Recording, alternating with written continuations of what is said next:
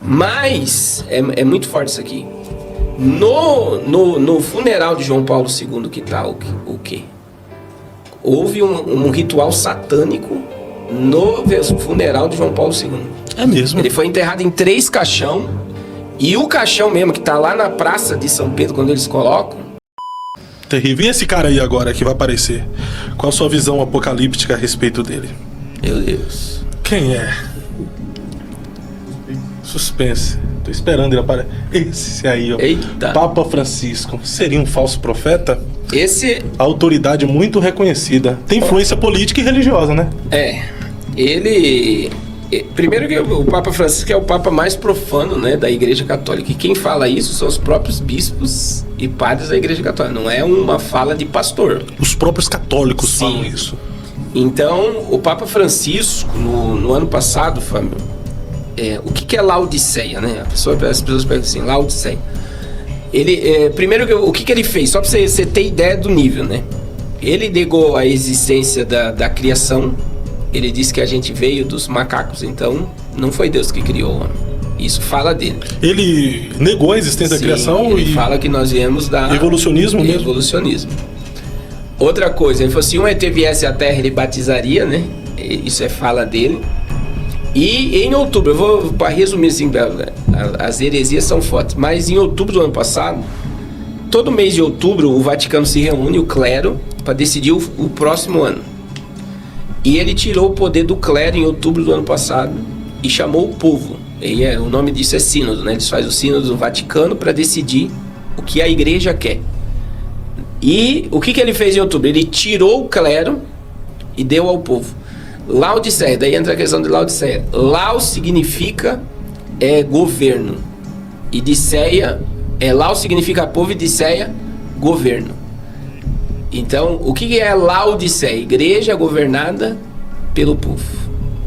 Aí ele faz isso no mês de outubro e em dezembro o que ele fez? Ele liberou os padres a abençoar casamento de pessoas do mesmo sexo. O que ele fez? À vontade do povo. Do povo, que é nessa agenda globalista e woke, né? Woke, que é vamos abraçar. Outra coisa, o Papa é comunista. Esse Papa. Porque o nome dele é Gregório, ele adoraria o nome Francisco. O que é um movimento franciscano? O movimento franciscano odeia a riqueza. E quem é que odeia capitalismo? Comunista. E a história do movimento franciscano existia um menino chamado Francisco que o pai não dava bola, e o pai era rico. Ele saiu de casa, foi pra rua e se reuniu pessoas com ele e começou o movimento franciscano odiando a riqueza. Então, e aí esse movimento, esse Francisco que se levantou contra a riqueza, se transformou num santo da Igreja Católica. Ele adere o nome Francisco para não é só a questão do viés e contra, é por causa do viés comunista. O Lula saiu da cadeia, qual é o lugar que ele foi? Presidência. Ele foi pro Vaticano. É verdade. Foi pedir a benção do Papa. Recebeu a benção do Papa. Então veja bem. E outra coisa, o Ortega, né? Que ele mandou um monte de padre embora até hoje estão perseguindo bispos. Sim, ele fez alguma coisa? Até hoje não fez nada, né? Eu posso estar enganado, mas eu não vi um pronunciamento dele a respeito. Agora, existe algo muito forte, né, na minha visão. E isso quando o João Paulo II caiu, veio Bento XVI e Bento XVI renuncia e entra Francisco. Existe a questão teológica disso, que é o quê? Bento XVI era ultraconservador. Ele era contra aborto, contra homossexualismo, e ele não aderiu à agenda. Criaram um monte de escola, olha o que o sistema fez. O Vaticano não é para amadores. Para amador. Jogaram um monte de crime em cima dele e ele teve que renunciar. Mas se você pegar a teologia de Bento XVI, ela é uma teologia cristocêntrica. Só para você ter ideia. E por ele ser conservador e não aderir à agenda global, eles excluíram ele. Só que quando a gente lê Apocalipse 17, a Bíblia fala dos 8 reis. Essa contagem dos 8 últimos papas começa no concílio de Latrão. Só que a Bíblia fala da morte do sexto, virá por um pouco de tempo que iria renunciar, tá dessa forma lá em Apocalipse 17. E aí o sexto iria se manifestar no 8º. E aí muita gente acredita que o João Paulo II vai ressuscitar, porque ele está lá intacto, é filmado, você consegue vê-la do João Paulo II e sendo filmado. Mas é muito forte isso aqui. No funeral de João Paulo II, que tá o quê? Houve um ritual satânico no funeral de João Paulo II. É mesmo? Ele foi enterrado em 3 caixão. E o caixão mesmo, que tá lá na praça de São Pedro, quando eles colocam, você vai ver que a cabeça de João Paulo... Imagina que a ponta vermelha aqui, a cabeça dele tá aqui. Ele tá aqui no corpo. Só que a cruz ficou de cabeça para baixo aqui. E quando você estuda, daí ele foi colocado dentro de um... Por que o corpo dele não entrou em decomposição e foi colocado num caixão de chumbo? Aí vem o caixão e aquele caixão lá, simples lá, que colocaram ele lá. São 3 caixão. E foi um ritual. E faz muito tempo que eu não falo sobre isso. Então eu não lembro, mas se pesquisar, as pessoas vão encontrar o ritual satânico do funeral de João Paulo II. O que significa esse ritual? Todos os demônios que operaram através do seu pontificado foram presos dentro daquela catatumba. Meu Deus do céu, isso é macabro. E foi aberto para ver a transferência. A ideia seria que, a minha ideia é espiritual, dentro dessa visão escatológica. Posso estar errado, tá? É que, isso aqui dá polêmica, né? O povo vai o povo vai endoidar, agora o povo vai bater com o povo.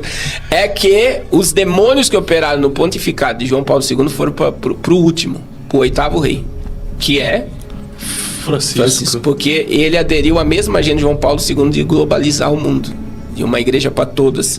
Foi no pontificado dele que foi inaugurado no Emirados Árabes o Crislã. Judeus, muçulmanos e cristãos, tá lá no site do Vaticano. Judeu, muçulmano e cristão adorando o único Deus no mesmo lugar. Daí tem lá uma igreja, uma sinagoga e uma mesquita. E ele é o cabeça do Crislã hoje, a unidade religiosa mundial. Meu Deus. Seria o falso profeta? Na minha visão, ele tem grande chance de ser o falso profeta. Se não é, ele trabalha juntinho. Rapaz, mas ele existe... eu tô ficando com medo, porque olha a idade desse homem, olha como ele tá. Se ele for o falso profeta... Eu não morro antes do arrebatamento da igreja. Mas é isso mesmo, Jesus está às portas. É nessa vida. Quando você vê esse cenário, ele é muito profético, né? Ele é muito escatológico. Mas existe toda essa ligação e se você puxar, não é teoria. É uma realidade. Ele está trabalhando não a favor, mas contra o verdadeiro evangelho. E essa unidade que ele está fazendo é assombrosa. De uma igreja unida, né? Com todas as religiões. Isso não é teoria, é uma verdade apocalíptica, então. Sim, e aí você tem, por exemplo, quando eu falei do Abner, que o Abner Ferreira teve lá numa reunião do Vaticano com hindus, muçulmanos e várias religiões, e o que ele fez? Ele chamou o Papa do quê? Vossa Santidade. Vossa Santidade. Bateu continência pro Papa. Então, pra mim, um cara desse não devia nem ser chamado pastor. Porque é uma coisa que não se mistura, não existe santidade dentro do Vaticano. Quando você pega a história do Vaticano, a construção da Basílica de São Pedro, o tanto de sangue que foi derramado, o poder que a igreja tem sobre o mundo, o poder que a igreja católica, o Papa Pio XII liberou Hitler matar os judeus. Então, assim, é uma influência global, né? Então jamais pode ser chamado de Vossa Santidade o Papa, né? Dizer que esta igreja, né, que é a cabeça da grande meretriz, né? Não como é que fala? Não é